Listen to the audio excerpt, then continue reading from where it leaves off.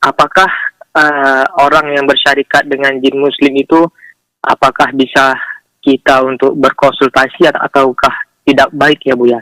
Oke, sekian ya, terima kasih. Assalamualaikum warahmatullahi wabarakatuh. Waalaikumsalam warahmatullahi wabarakatuh. Ada pada zaman Nabi adalah nafar sekelompok dari jin menghadiri majelisnya baginda Nabi. Menghadiri majelisnya baginda Nabi. Lalu mereka membawa pesan kepada keluarganya dari kaum jin sehingga masuk Islam, sehingga ada jin muslim. Ada jin muslim. Dan tentunya jika terjadi pada Nabi, juga terjadi kepada ulama-ulama baginda Nabi, mendengar ada jin yang belajar kepada ulama manusia. Apakah ada? Selagi ada pada Nabi, bisa saja karamat terjadi jin-jin belajar kepada bangsa manusia. Itu dari segi mungkin. Akan tapi di saat kami berkata ada jin belajar kepada saya, wah ini benar dah saya ini bohong atau tidak? Kalau Anda mendengar bahwasanya Buya Yahya telah mengajar jin, ya ini tinggal saya ini jujur atau tidak jujur. Yang menjadi masalah kan kebohongan. Tidak punya, ngomong punya. Biasanya kalau sudah urusan hal-hal yang gaib itu dilihat tentang kejujurannya, tentang hubud dunyanya ada atau tidak. Kalau orang tampak, dia memang tidak pernah berbohong, dia tidak pernah silau dengan dunia, dia memang omongannya juga, tiba-tiba dia ngomong sesuatu yang seperti itu, mungkin bisa benar. Tapi kalau sudah orang biasa ngobrol, mungkin dia bisa berbohong. Punya jin 2, 3, 4 disimpan, ada khotim jin dan sebagainya. Itu bukan wilayah. Jin punya masalah. Bahkan Al-Quran menyebutkan kalau orang sudah berurusan jin itu akan menambahkan capek di atas capek. Ada irhaq, nanti menjadikan orang capek di atas capek urusan jin. Kenapa kita harus minta bantuan kepada jin? Apakah Anda sudah tidak punya tutur kata, tidak punya akhlak mulia yang bisa dianggap oleh orang untuk bisa minta bantuan kepada sesama? Biar jin urusan sama jin sana. Anda sebagai manusia urusan dengan bangsa manusia. Dan Anda jangan berurusan dengan orang yang sudah bicaranya begitu. Memang macam-macam orang. Akhir-akhir ada orang bosan hidup di dunia, ingin pergi ke planet apa itu. Memang nggak punya tetangga yang baik. Ini orang kok pada bingung hidup nih.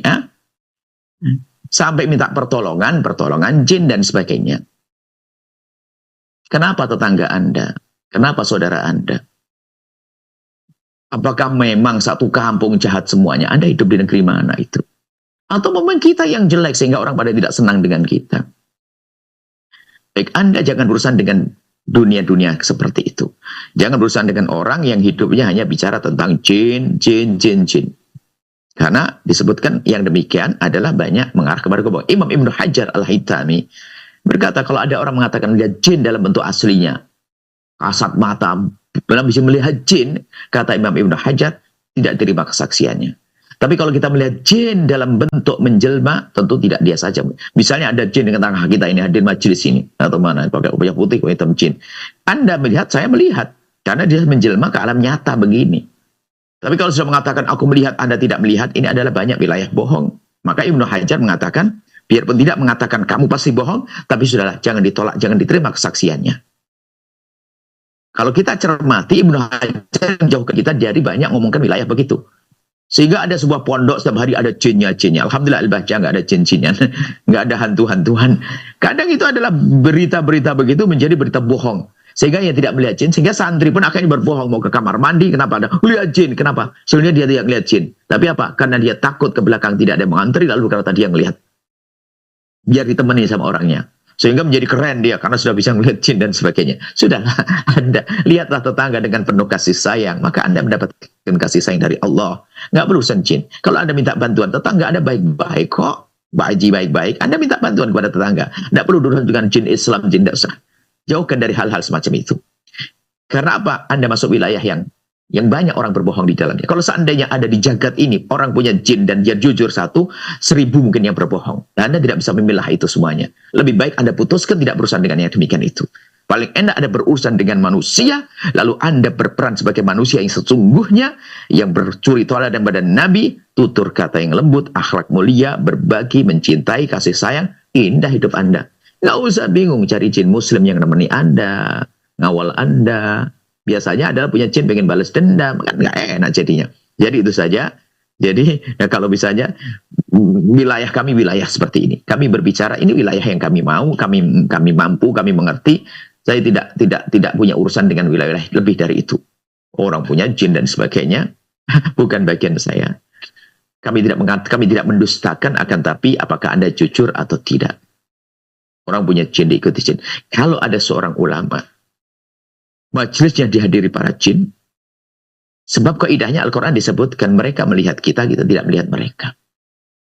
Mereka di alam berbeda. Tadi kami sampaikan, kalau mereka menjelma ke alam kita, dia punya hukum seperti alam kita. Kita pukul kesakitan dan bisa mati kalau kita bunuh. Jadi mereka lebih takut kepada kita daripada kita takut kepada mereka. Jadi jangan berurusan dengan jin-jinan ya.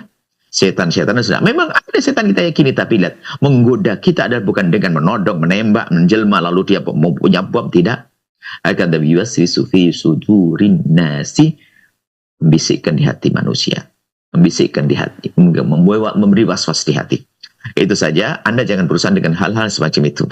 Urusanlah dengan orang yang mengajari Anda berakhlak yang mulia, berbagi, punya kasih sayang, memaafkan, itulah hidup indah di dunia.